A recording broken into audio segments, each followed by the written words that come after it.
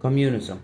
Many might have heard this word in movies, series, and some may have read it in books, but not many of us know what exactly is communism. In this video, we will be diving deep into communism and we will understand everything about communism from scratch. Even though if you have no prior knowledge in this topic, you will be understanding everything. To start with, what exactly is communism?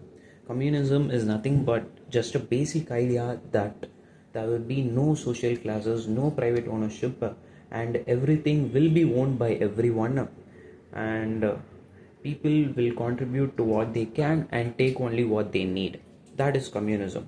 So everybody owns everything, and everybody works on what they can, and everybody takes only what they need. That's the idea of communism. As everything is owned by the community, the name communism came to it. So, why did communism emerge? It emerged during the Industrial Revolution in the 1800s. At the time, a small number of factory owners were becoming incredibly wealthy, while the vast majority of the workers lived in poverty with horrible working conditions. Communism was a response to this extreme inequality. So basically, communism came due to extreme inequality between the wealthy people and the working class people in the 1800s in Industrial Revolution. Who exactly came up with communism?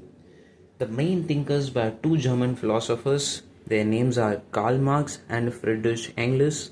They both proposed communism in their famous 1848 pamphlet, The Communist Manifesto.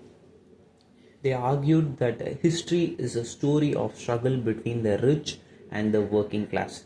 They predicted the workers would eventually overthrow the owners and create a new equal society. Apart from what the theory is, how did the world adopt it practically?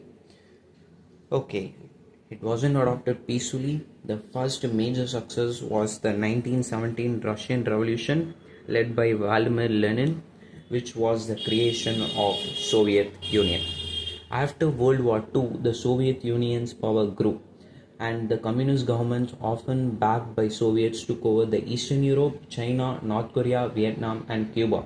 The global spread led to Cold War, a tense rivalry between the communist world and the capitalist world, which was led by the USA, and the communist world was led by Soviet Union. What was the result? Okay, there was a very bad result in every country that tried communism that led to one party dictatorship. So, we will understand the failures of communism in more detail. So, what was the first failure? The first bad of communism is the knowledge problem. See, in a communist world, everything is designed by a small group of people. For a whole country, a small group of people in a capital city will decide everything what they need. How could they possibly know what millions of people need or want? They can't. In a market with economy, supply and demand sends the signals automatically. Without prices, the planners were just guessing. What it resulted? It resulted in producing too much of one thing and not enough of another. This led to chronic shortages and long lines of basic goods. Just for example, they consistently produced too much of tractors which people didn't need, and not much of bread and toilet papers which were actually in demand.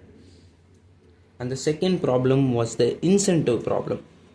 See, if I say you that whatever work you do, I will just give you what a person working lesser than you gets. Say that you are a manager at a company, and there is a guy who is working in a lower level and you are working in a senior level. If both of you get the same salary, even if you work harder than him, would you have any motivation to do it? No. That is exactly the problem. When everyone is supposed to get according to their needs and not based on their work, the motivation to work hard and innovate or be efficient disappears. That's one of the biggest problem. What did it result in communism? Stagnation, poor quality products, lack of innovation. The economy simply couldn't keep up with the dynamic competitive economies of the capitalist world like the USA. What was the third problem? The political failure. See, whenever a country tries to adopt communism, it eventually turns to a dictatorship. To implement communism, a revolutionary party had to seize total power. The theory is called this dictatorship proletariat, but once they had the power, the party and its leaders never gave up. The result, the temporary dictatorship became permanent totalitarian state run by a single party. Leaders like Stalin in the Soviet Union, Mao in China, Pol Pot in Cambodia became absolute dictators. Societal failure. This is also one of the most important things. See, communism was built on a flawed idealistic view of how people behave. It actually misunderstood the human nature. Let's understand the theory called the Soviet man, the new Soviet man. The theory assumed that if you got rid of private property and capitalism, human nature itself would change. People would stop being selfish or competitive and becoming completely cooperative. This new man guess never emerged. Result, people still wanted a better life for themselves and their family. They were motivated by a mix of self-interest and community, but the system tried to erase the self-interest entirely, which provided it impossible to be. See, the new class system promised that it would be a classless society. Communism promised that.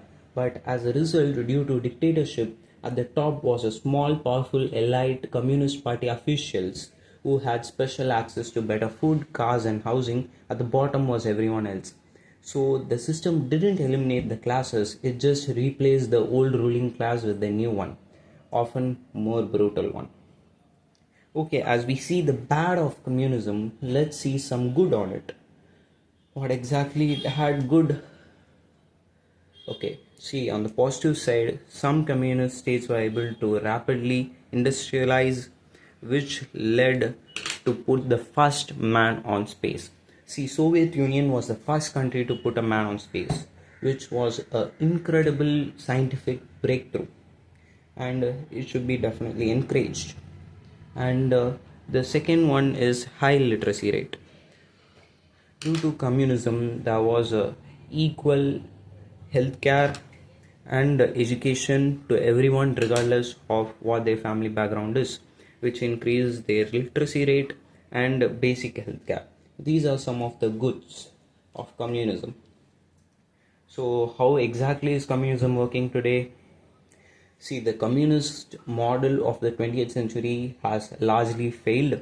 Today, only a few countries are ruled by communist parties. Examples are China, Vietnam, Cuba, Laos, and North Korea. However, most of them, especially China and Vietnam, have survived by adopting capitalistic style markets. They have communist political control, no democracy, but a capitalist economy. North Korea is a main exception, remaining a brutal, isolated dictatorship with failed centrally planned economy. So, as we see this much about communism, does it even have a future? As a system of government, communism is seen as a failed experiment. However, the ideas behind it, especially its criticism of wealth inequality, corporate power, and capitalism, remain very, very influential and still widely discussed today. While the old model is unlikely to return, the debate about its core question of fairness and equality will continue. So that's it about communism. In the next video, we will be discussing about capitalism. So see you in the next one. Bye.